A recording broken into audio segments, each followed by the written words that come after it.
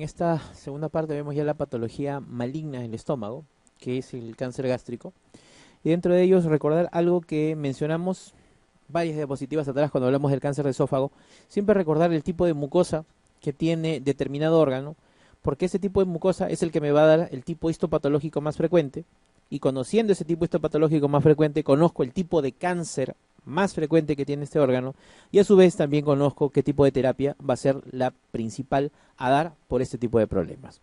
Recordamos nuevamente el estómago tenía un epitelio cilíndrico columnar glandular, por lo tanto el adenocarcinoma representa el tipo histopatológico más frecuente de cáncer, hace un 95%. El porcentaje restante viene a ser un 4% para los linfomas y linfomas no Hodgkin, que es el tipo más frecuente que vamos a encontrar en el tubo en el estómago. Y luego están los tumores estromales gastrointestinales en un porcentaje ya muchísimo menor. En relación a ello, esto corresponde al tipo más frecuente de cáncer que encontramos en el estómago.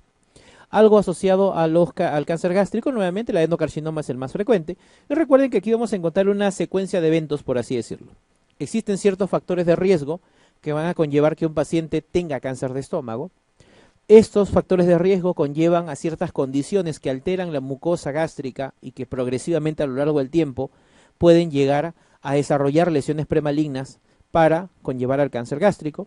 El cáncer gástrico puede ser de dos tipos, un cáncer gástrico temprano, que algunos le llaman early cancer, y otro es el cáncer gástrico avanzado o tardío. ¿De qué depende los cáncer temprano y tardío? Depende de qué tantas capas de qué tantas capas del estómago han sido comprometidas. Si el cáncer solo está en mucosa submucosa, se llama cáncer temprano o early cancer. Pero si el cáncer ya comprometió la capa muscular, llegó a la serosa o inclusive hasta un órgano vecino, ahí estamos hablando del cáncer avanzado, cáncer tardío, que se valora mediante una clasificación llamada Borman. ¿Cuáles son estos factores de riesgo? Miren, y una forma sencilla de recordarlo. Recordemos que el estómago tiene 8 letras y aquí utilizamos las 8 primeras letras del alfabeto, ¿no? Se dice que el cáncer gástrico está asociado con un grupo sanguíneo y el grupo sanguíneo más asociado es el grupo sanguíneo A. Luego viene B, que significa el bicho, la bacteria, que puede llevar a cáncer gástrico, que es el Helicobacter pylori. Recuerden, el Helicobacter pylori produce muchos problemas en el estómago. ¿Qué cosa puede producir? 1, úlcera péptica, como lo vimos anteriormente. 2, gastritis. 3, dispepsia. 4, cáncer gástrico de tipo adenocarcinoma y también cáncer gástrico de tipo linfoma. Todos esos problemas pueden producir una infección por Helicobacter pylori. Por eso, dentro de la valoración de este tipo de pacientes está indicar o evaluar la presencia de Helicobacter pylori y si es que aún está en condiciones hacer la erradicación del mismo.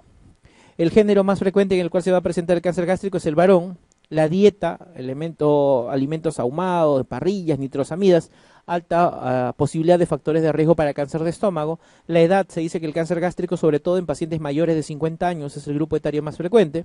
Si es que es consumidor de tabaco, también más posibilidad de ser cáncer de estómago. Si el paciente tiene antecedente de gastrectomía parcial previa, como dijimos, décadas atrás, en un paciente que tenía úlcera péptica le hacían antrectomía. En el estómago residual o estómago remanente, años después, 10 a 15 años después, se puede presentar cáncer de estómago. Ese antecedente de gastrectomía siempre hay que tenerlo en cuenta. Y otro es la herencia.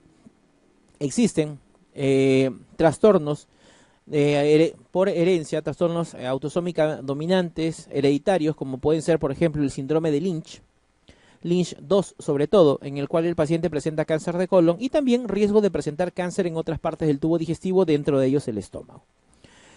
Algunas condiciones precancerosas, todo lo que lleve a gastritis crónica trófica es un pasito previo al cáncer. Dentro de ellos también la metaplasia intestinal, los pólipos grandes del estómago, úlceras gástricas o engrosamiento de los pliegues gástricos como la enfermedad de Menetrier también son factores de riesgo que van a llevar a cáncer de estómago. Las lesiones que se pueden presentar en la mucosa gástrica pueden progresar desde displasia leve, moderada, severa y luego carcinoma in situ y el cáncer ya establecido. Como indicamos hace un momento, el cáncer temprano o early cancer es aquel cáncer que solo compromete hasta la submucosa, a diferencia del cáncer avanzado tardío que se valora mediante la clasificación de Borman, que es el que compromete más allá de la submucosa. Esta es la clasificación endoscópica del cáncer gástrico temprano o early cancer que, como indicamos, solo compromete mucosa submucosa. Tipo 1 protruido, 2A elevado, 2B plano, 2C deprimido y tipo 3 excavado. Solo lesiones mucosa y submucosa. Pero a pesar de ser solo 2 capas del estómago que se encuentren comprometidas, puede tener ganglios positivos. el hecho de que el paciente tenga cáncer gástrico con ganglios positivos, el pronóstico varía significativamente. Lo ideal sería que el paciente tuviera cáncer de estómago de tipo early cancer sin ganglios positivos, porque posterior a la gastrectomía el pronóstico, la sobrevida del paciente es el mejor. En cambio, si hay ganglios positivos, esto hace de que el pronóstico y la sobrevida disminuya significativamente. Esta es la clasificación endoscópica del cáncer gástrico avanzado tardío mediante la clasificación de Borman. Tipo 1, polipoideo, 2, ulcerado, 2, el tipo 3, ulcerado infiltrante y tipo 4, infiltrante difuso o linitis plástica. Recuerden, ello compromete más allá de la submucosa con ganglios o sin ganglios positivos. De todo el estómago, la localización más frecuente del cáncer gástrico siempre es a nivel del antro. Tumores distales. En menor porcentaje, el cardias, píloro, difuso, fondo gástrico. Recuerden que mientras más proximal es la tumoración, es decir, mientras más está cerca del fondo, cuerpo y cardias, el pronóstico es peor. Por decir así, los menos malos son los que están en la parte final del estómago, en el antro. Existe una clasificación cuando se habla del cáncer gástrico del adenocarcinoma gástrico, la clasificación histológica de Lauren, la cual divide el cáncer gástrico en dos tipos, un tipo intestinal y uno difuso. De los dos, que son modalidades o formas de presentación del cáncer de estómago, podríamos decir así, que el tipo intestinal es el menos malo, a diferencia del difuso, que es el más malo de los dos. Miramos aquí algunas características de cada uno de estos dos tipos, intestinal y difuso. En el caso del intestinal se relaciona con lesiones precancerosas. El difuso puede aparecer así el paciente no tenga ninguna lesión precancerosa previa. Tipo intestinal alto en zonas de elevado riesgo, tipo difuso igual en cualquier parte del mundo. Factores ambientales pobremente relacionados con el intestinal y escasa relación con el difuso. En el caso del tipo intestinal, edad promedio 50, 55, 60 años a más. En cambio, el tipo difuso se presenta cada vez en pacientes más jóvenes. Si se presenta un cáncer gástrico a los 30 años, 35 años, 40 años, probablemente sea uno de tipo difuso. Mientras más joven, más probabilidad de que sea el tipo difuso y también, mientras más joven, peor pronóstico en el paciente. La enfermedad es mucho más agresiva.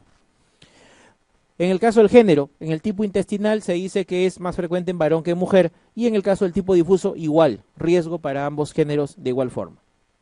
En la herencia, el tipo intestinal poco se relaciona con factores hereditarios, en cambio el difuso sí hay factores hereditarios involucrados, hay antecedentes familiares, no solo de cáncer de estómago, sino cánceres de cualquier parte del tubo digestivo.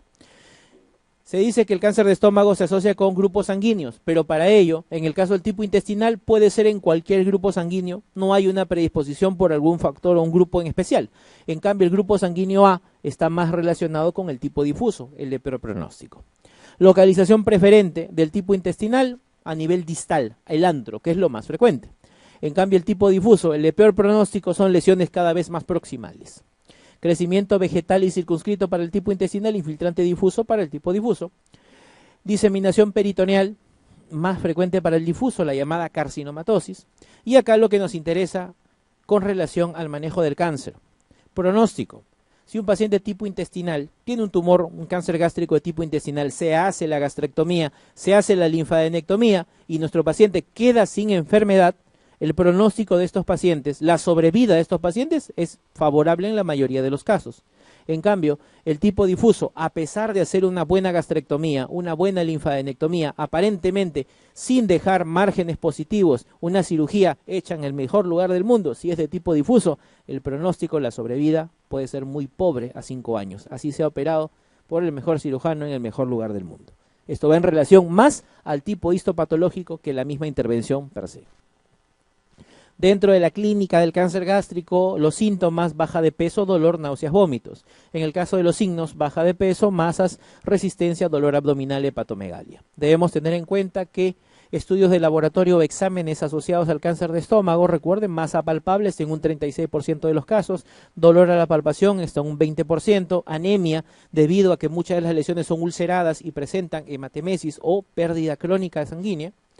Puede haber alteración de las pruebas de función hepática. Pero ¿qué sucede? Si yo tengo un paciente con cáncer de estómago que tiene un perfil hepático alterado, ¿qué cosa puede estar pasando? Metástasis hepática. Y eso indica pobre pronóstico de este paciente. Hipoproteinemia por la desnutrición, por la pobre tolerancia oral, sangre oculta en heces positivos, porque recuerden, muchas de las lesiones son ulceradas y van a tener sangrado crónico. El cáncer de estómago se disemina hacia órganos vecinos, se disemina a través de la sangre, se disemina a través de los ganglios. En el caso de la extensión directa, el cáncer de estómago puede comprometer toda la pared e invadir órganos vecinos, epiplon, hígado, diafragma, páncreas, lo cual puede limitar la resección, lo cual puede limitar la cirugía, haciéndolo irresecable y no siendo tributario de una terapia curativa. Puede diseminarse por vía sanguínea. ¿Cuál es el vaso sanguíneo por donde pueden pasar las células tumorales e irse a otros órganos? Sistema venoso portal. Recuerden que la vena porta recibe el drenaje de las venas gástricas, gástrica derecha, gástrica izquierda y de las gastroepiploicas. Por lo tanto, a través de esa sangre pueden pasar células tumorales que ingresan al sistema de la vena porta y se van al hígado. Por eso el hígado es uno de los lugares más frecuentes de metástasis de cáncer de estómago, por vía hematógena, por vía sanguínea. También se pueden ir al pulmón, al hueso y al cerebro, pero en menor porcentaje. La otra forma de diseminación del cáncer es a través de los ganglios. Ganglios ya sea regionales, los ganglios perigástricos, o ganglios a distancia. Recuerden que existe un ganglio ubicado a nivel supraclavicular izquierdo que puede representar la metástasis de un cáncer del tubo digestivo. ¿Cómo se llama ese ganglio? Se llama ganglio de Virchow. Recuerden que el ganglio de Virchow, si es que se presenta ubicado en supraclavicular izquierda, representa la metástasis de un cáncer del tubo digestivo. ¿Cómo llegó la célula tumoral hasta el cuello? Conducto torácico. Y este ganglio de Virchow puede ser por cáncer de esófago, cáncer de estómago, cáncer de duodeno, cáncer de intestino delgado o cáncer de colon. Más frecuente, obvio, cáncer de colon. Pero si yo tengo un paciente con cáncer de estómago que tiene ganglio de Virchow positivo, te está diciendo que la enfermedad ya está diseminada por los diferentes ámbitos del cuerpo de este paciente. Otros signos de diseminación, el ganglio de la hermana María José. Es un ganglio, es un nódulo alrededor de la cicatriz umbilical, que inclusive algunos pensaban, decían, este es una hernia umbilical, abren la supuesta hernia y no era hernia, era una masa, era una tumoración, un ganglio metastásico de un cáncer de estómago. Otra cosa más, existe una diseminación que se da en el género femenino, también llamada diseminación transcelómica. ¿A qué se refiere? Miren, acá el estómago tiene un tumor que ya llegó hasta la serosa. Cuando llega a la serosa, células tumorales pueden desprenderse y caer a cavidad peritoneal. Si es que esto cae a cavidad peritoneal, se va a implantar y va a crear otros tumores. Si es que esta célula tumoral en el género femenino cae sobre el ovario, se implanta en el ovario y crea una metástasis del cáncer gástrico en el ovario. ¿Eso cómo se llama? Se llama tumor de Krukenberg. Y esta es una diseminación llamada transcelómica, que puede aparecer en el género femenino. Estos son los signos que indican que el cáncer de estómago se ha extendido hacia otras partes. Ganglio de Virchow, nódulo en la región supraclavicular izquierda. Signo de Blumer, es una masa en el fondo del saco de Douglas al querer hacer un tacto rectal. Tumor de Krukenberg, metástasis al ovario. Ganglio de la hermana María José, es un ganglio a nivel periumbilical. Nódulo o ganglio de Irish, es un ganglio ubicado en la cadena axilar del labio izquierdo. Todos ellos signos de diseminación avanzada de la enfermedad en el cáncer de estómago. Mejor estudio para diagnóstico, ya sea para localizar el tumor y más aún para tomar una biopsia y saber el tipo histopatológico, endoscopía más biopsia. Muchos años atrás se utilizaba la radiografía contrastada, pero ahora la endoscopía más biopsia lo supera significativamente. Mejor estudio para hacer el estadiaje de la enfermedad, saber si el tumor solo está circunscrito al estómago, saber si hay ganglios positivos o no y saber si hay metástasis, tomografía. Este es el mejor estudio para hacer estadiaje del cáncer de estómago. Con esto podemos saber el TNM, T tumor, N nódulos, M metástasis. Y de esa manera poder ofrecerle al paciente la mejor terapia de acuerdo a su estadio de evolución. ¿Qué sucede cuando tenemos el diagnóstico de cáncer de estómago de tipo adenocarcinoma y definimos el TNM y es un tumor resecable? El paciente es tributario de cirugía curativa. Si es tributario de cirugía curativa, podemos hacer la gastrectomía. Recuerden que en todo adenocarcinoma la terapia de elección se llama resección quirúrgica. En el caso del estómago, ¿cómo se llama su resección quirúrgica? Gastrectomía, que puede ser de dos tipos: gastrectomía parcial distal o gastrectomía total. ¿De qué depende hacer una parcial y de qué depende hacer una total? ¿Dónde está ubicado el tumor? Si el paciente tiene un tumor en el antro, que es lo más frecuente, como ya hemos visto anteriormente, ¿qué le vamos a hacer? Una gastrectomía parcial distal. Pero ¿qué pasa si el tumor está ubicado más proximalmente? Fondo, cardias, cuerpo. Si está ubicado en esa zona, gastrectomía total. Por lo tanto, hacer total o hacer parcial depende dónde está ubicado el tumor. ¿Por qué? Recuerden que cuando se hace la gastrectomía, yo tengo que tener mínimo unos 5 centímetros de estómago libre de enfermedad. ¿Qué quiere decir? Si yo voy a cortar el estómago, tengo que cortar no pegadito al tumor, debo cortar mínimo 5 centímetros por arriba, mínimo 5 centímetros por abajo. Si el tumor está ubicado distalmente a nivel del antro, fácilmente me queda estómago para poder dejarlo y hacer mi anastomosis posterior. Pero ¿qué pasa si el tumor está en el cardias? Tengo que cortar 5 por arriba, 5 por abajo. En pocas palabras, tengo que sacarle todo el estómago. Por eso es la diferencia de hacer un tipo de gastrectomía y otra. Ahora, vean ustedes lo que dice el cuadro. Aparte de hacer gastrectomía, aparte de resecar el estómago con su tumor, debo hacerle D2. ¿Qué significa D2? Significa linfadenectomía de segundo grado o linfadenectomía de tipo 2. ¿Qué consiste? Resecar los ganglios donde drena el estómago. ¿Por qué? Porque sabemos que el tumor no solo está en el estómago, sino también pueden haber células tumorales en esos ganglios. Si yo solo le saco el estómago y dejo los ganglios, en esos ganglios vuelve a crecer la enfermedad, vuelve a crecer el cáncer. Y el pronóstico del paciente varía significativamente. Por eso, en la mayoría de los cánceres, no solo cáncer de estómago, siempre hay que hacer linfadenectomía. Con eso me aseguro de sacar toda la enfermedad en el paciente y que el pronóstico, la sobrevida de estos pacientes sea el mejor. Posterior a una gastrectomía parcial distal, se hace la reconstrucción. El remanente gástrico se sutura principalmente hacia el yeyuno, haciendo una gastrectomía, una reconstrucción de tipo Billroth 2 o haciendo una reconstrucción de tipo Iderrux. En cambio, cuando se hace una gastrectomía total, ya no hay estómago. Y acá siempre hay que hacer la reconstrucción esófago con yeyuno en Iderrux.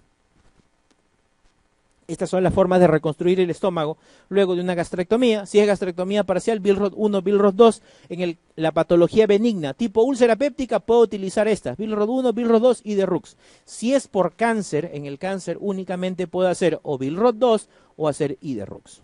La Iderrux se puede hacer tanto por una gastrectomía total como por una gastrectomía parcial. ¿Y por qué ahora se está utilizando más Iderrux? Porque en el caso de la Iderrux tiene menos complicaciones posgastrectomía que la Billroth.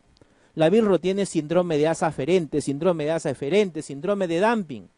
En cambio, el Iderrux no tiene esas complicaciones. Por eso se prefiere utilizar más la Iderrux en la reconstrucción posgastrectomía luego de un cáncer gástrico. Complicaciones que pueden ocurrir posterior a la gastrectomía pueden ser complicaciones nutricionales, complicaciones mecánicas, colelitiasis, besoares o inclusive cáncer gástrico en el remanente. Se habló de la linfadenectomía de 2. Existen 16 grupos ganglionares alrededor del estómago. Los 6 primeros, los que vemos aquí, se llaman ganglios perigástricos. Cuando yo saco los 6 primeros grupos ganglionares, estoy haciendo linfadenectomía de 1. ¿Cuáles son esos primeros 6 grupos ganglionares? Paracardial derecho, izquierdo, curvatura menor y curvatura mayor, suprapilórico e infrapilórico. Si yo saco el tumor con solo estos 6 grupos ganglionares, ¿qué estoy haciendo? D1. Y D1 solo se aplica para patología benigna. En cambio, si yo tengo un paciente con un adenocarcinoma gástrico, hacerle D1 es insuficiente. ¿Qué debo hacerle? D2. Por lo tanto, ¿hasta dónde tengo que sacar los ganglios? Debo sacar hasta el 11. Debo sacar 7, gástrica izquierda, 8, hepática común, 9, tronco celíaco, 10, hilo esplénico, 11, arteria esplénica. Si yo saco los ganglios hasta acá, ahí estoy haciendo linfadenectomía de 2 y ese es el gol estándar para el manejo del cáncer gástrico. Con eso me aseguro de no dejar enfermedad en el paciente. Hay más grupos ganglionares, 12 del ligamento hepatoduodenal, retropancreático, mesentérico superior, cólico medio y de la aorta sí, pero sacar estos ganglios no ha demostrado ser superior a ser únicamente de 2, sino más bien aquí hay mayor posibilidad de complicaciones o de tener accidentes dentro de la cirugía. Se dice que en el estómago el adenocarcinoma representa el 95% de todos los tumores gástricos, pero también hay un 4% asociado a linfomas. Y este linfoma generalmente es un tipo de linfoma no Hodgkin que afecta la mucosa y submucosa Y los linfomas tienen una gran sensibilidad y respuesta al uso de radio y quimioterapia. ¿Qué debo tener en cuenta? La mayoría de ellos son linfomas derivados de las células B o de los linfomas asociados a mucosa, como el llamado linfoma MALT. Muchos de ellos son linfomas de bajo grado, por lo tanto responden bien a la radioquimioterapia, y acá tenemos que tener en cuenta algo: los linfomas en el estómago, muchos de ellos están asociados a la infección por Helicobacter pylori. Por eso, pacientes que han tenido Helicobacter o que tengan diagnóstico de Helicobacter tienen que tener terapia erradicadora del mismo. Con eso evitamos adenocarcinoma, linfoma, úlcera péptica, gastritis, dispepsia, que son todos los problemas que causa el Helicobacter en el estómago. ¿Cuál es la diferencia de los tumores gástricos de tipo linfoma versus adenocarcinoma? El adenocarcinoma es más localizado. Se ubica en un punto específico del estómago. Por lo tanto, cuando yo lo veo por endoscopía, veo el tumorcito, tomo una muestra, la mando a histopatología y me sale fácilmente el diagnóstico. Adenocarcinoma de diferentes grados, de diferenciación, etc.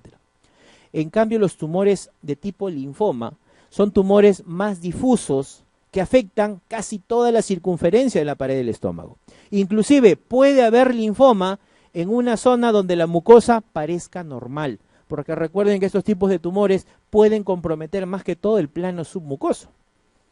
Puedo ver una masa clara donde está el linfoma, pero detrás de ella o al costado de ella, donde aparentemente está normal, también puede haber linfoma. Por lo cual las biopsias en un paciente con alta sospecha de linfoma deben ser biopsias múltiples. No solo sacar del tumor, sino sacar de zonas aparentemente sanas.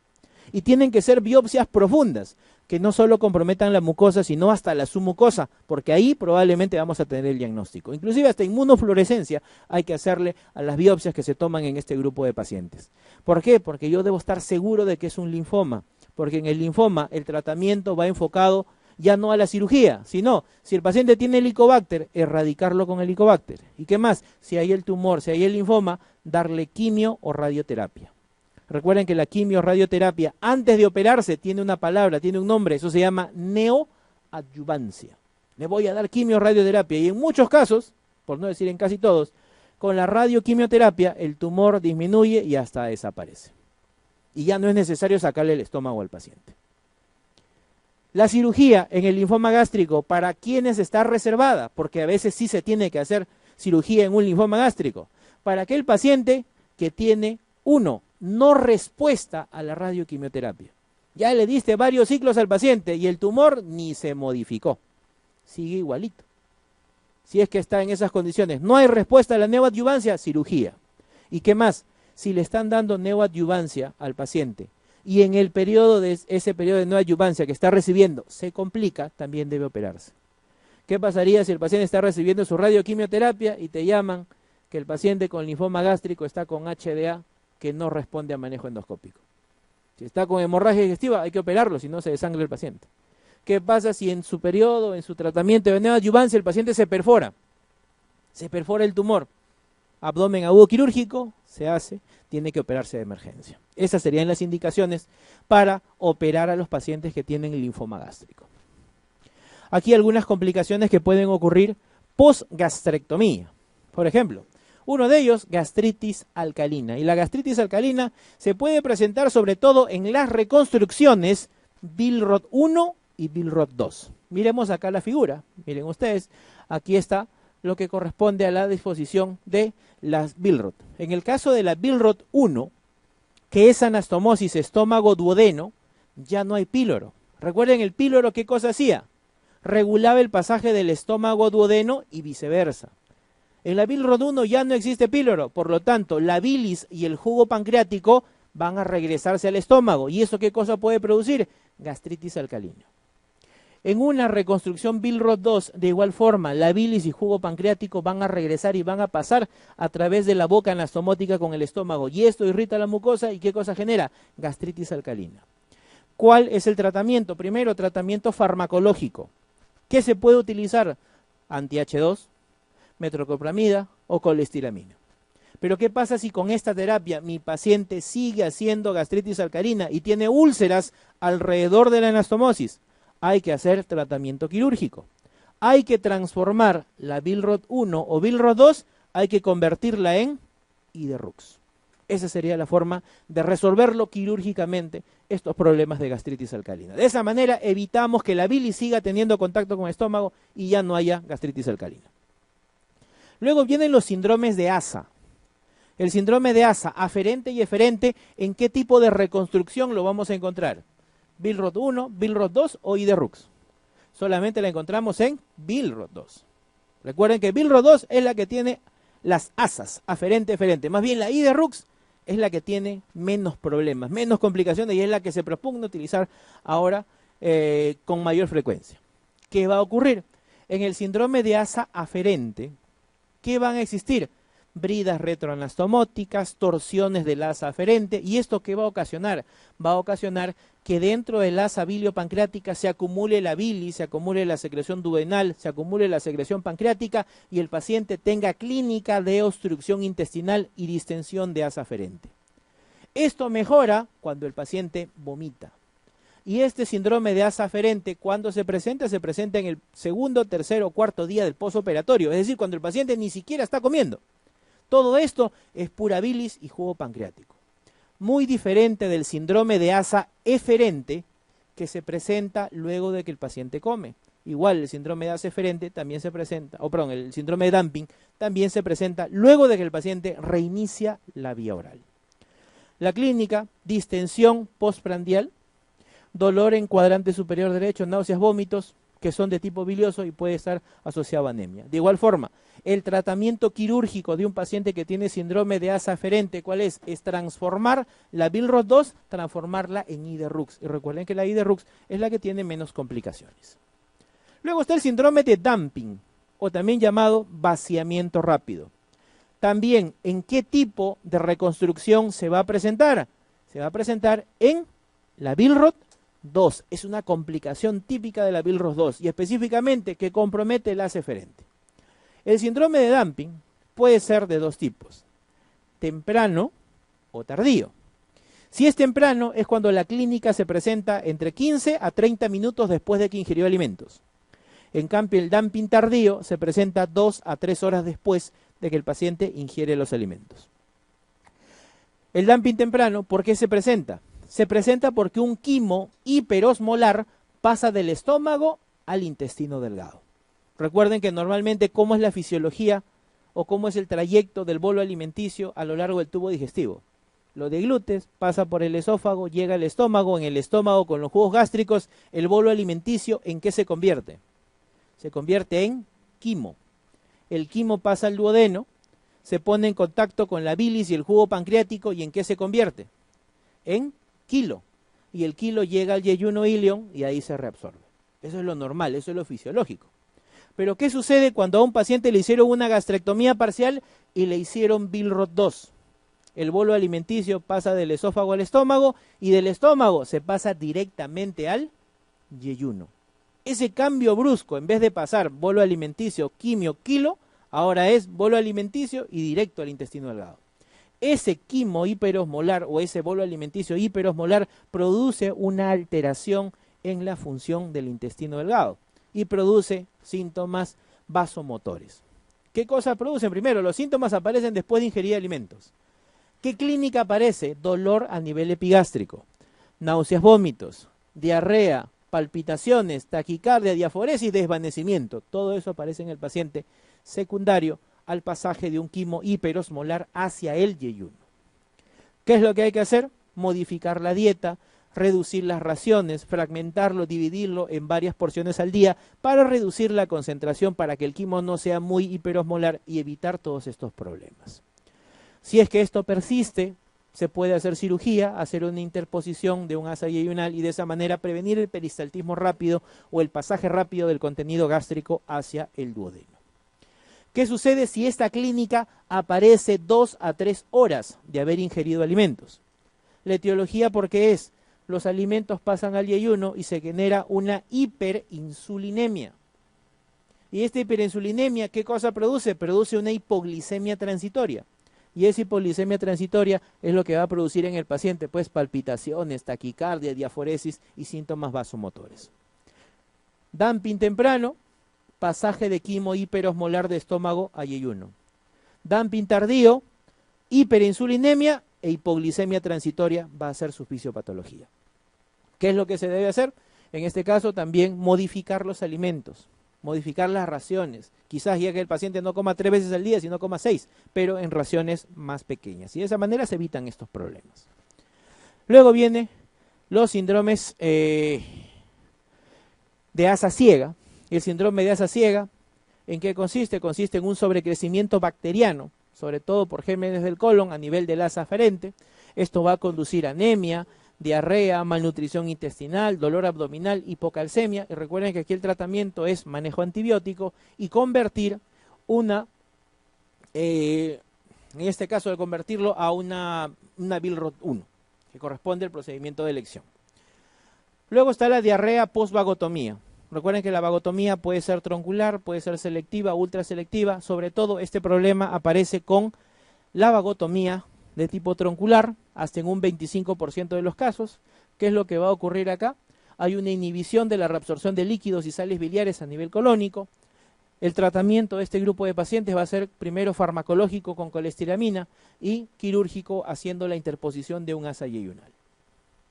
Algunas consideraciones con respecto a la hemorragia digestiva. Recuerden que la hemorragia digestiva alta es aquella que se presenta proximal al ángulo de Treitz. Dentro de la etiología, el 80 al 90% es de etiología no varicial. La clínica, hematemesis y melena. Antecedentes que nos van a llevar al diagnóstico etiológico del HDA. Antecedentes médicos. Si hay úlcera péptica, recordemos, ¿cuál es la complicación más frecuente de la enfermedad úlcero-péptica? Sangrado. Y a su vez, es la causa más frecuente de hemorragia digestiva alta. Si el paciente ya ha tenido hemorragia previa, si hay hepatopatía, si mi paciente tiene hepatopatía, tiene cirrosis hepática, tiene hipertensión portal, probablemente su etiología sea una hemorragia digestiva asociada a varices esofágicas. Si es que hay cirugía previa, recuerden que la cirugía genera un traumatismo en la mucosa gastroduodenal y eso puede sangrar. En el postoperatorio puede sangrar y puede llevar a un shock hipovolémico. Si mi paciente tiene algún cuadro de coagulopatía, más susceptible a sangrados. Si hay fármacos involucrados, los AINES, si el paciente es usuario crónico de anticoagulantes, también más probabilidad de que pudiera haber sangrado. Y también si el paciente tiene antecedentes de alcoholismo crónico, esto puede llevar a una cirrosis hepática y esto a su vez generar mayor posibilidad de sangrado de tipo varicial. Y esto en relación a varias características, cirugía previa y farmacológicos. Esto me hace recordar mi residencia. Ustedes saben que cuando ya está en residencia de cirugía, pues R3, R2, R1, cada uno tiene su función. R3, aunque suene feo, se dedica solo a operar. Diagnostica, se opera, yo lo opero, las cosas más graves, cositas más sencillas, apéndices, opera R1, R2. Guardia de fin de semana de un hospital de Cono, donde yo hice pues la residencia, yo en Cayetano, acuchillados, baleados todos los fines de semana.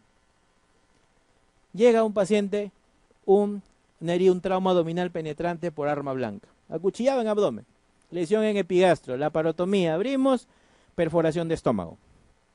Revisamos el resto del abdomen, solo había perforación de estómago, se procede a hacer la rafía del estómago, rafía en 2 planos, colocan su sondita nasogástrica, el paciente no tiene mayor problema, se hace el cierre de la pared, pasa a recuperación y horas después el paciente pasa a sala de hospitalización. R2, R3 generalmente hacen el reporte operatorio, hacen toda la cirugía y el R1 se le encargaba de hacer el RP, a menos que sea un paciente sumamente complejo. Eso fue la cirugía, entre 8 y 9 de la mañana, 10 pacientes en recuperación, mediodía, 1 de la tarde, paciente en sala de hospitalización. A mitad de la tarde llaman de sala de hospitalización, el paciente que ha venido de recuperación está con hematemesis, está vomitando y toda su cama está llena de sangre. Vamos a ver y efectivamente el paciente con hematemesis, todo lleno de sangre. Vemos el RP que decía, NPO, sonda nasogástrica, hidratación, antibiótico-terapia, no tenía protector de mucosa gástrica, o sea, no tenía omeprazol, no tenía ranitidina ya, máximo. Y a pesar de haber hecho una manipulación gástrica, a pesar de haber hecho una rafía gástrica, se debe evitar el uso de AINES. ¿Qué le habían puesto? Ketoprofeno, le habían puesto al paciente de analgesia. Ketoprofeno le pongo pues al apéndice, no he manipulado el estómago, le habían puesto ketoprofeno. En ese caso, si yo tengo una cirugía gástrica, debería utilizar un opioide, ¿no? Debería utilizar pues tramadol o petidina para manejar el dolor postoperatorio. Es decir, el paciente tenía 3 factores para sangrar. Uno, manipulación gástrica en la cirugía. La rafía ya es factor de riesgo para que sangre. Segundo, no tenía protector de mucosa gástrica. Tercero, tenía un AINE gastrolesivo para hacerlo sangrar más. Y así como lo hicieron sangrar al paciente, así hicimos sangrar al R1. De esa manera te das cuenta que en el postoperatorio varios pacientes se te pueden complicar de esa manera, ¿no? Hemorragia digestiva puede ser de etiología no varicial o varicial. 80% es por etiología no varicial. Y a la cabeza, que también ha sido pregunta a veces en sus diferentes bancos, úlcera péptica. Y aquí nos recordamos lo que vimos anteriormente. ¿Qué sangra más? ¿Estómago o duodeno? ¿Las úlceras gástricas o duodenales? Duodenales. ¿Y las duodenales qué cara? ¿Anterior o posterior? Posterior por la gastroduodenal. Después de ello, ¿qué viene? Maloribitis, gastritis, esofagitis, malformaciones, tumores, etc. El resto, 20%, es por hipertensión portal, es decir, etiología varicial.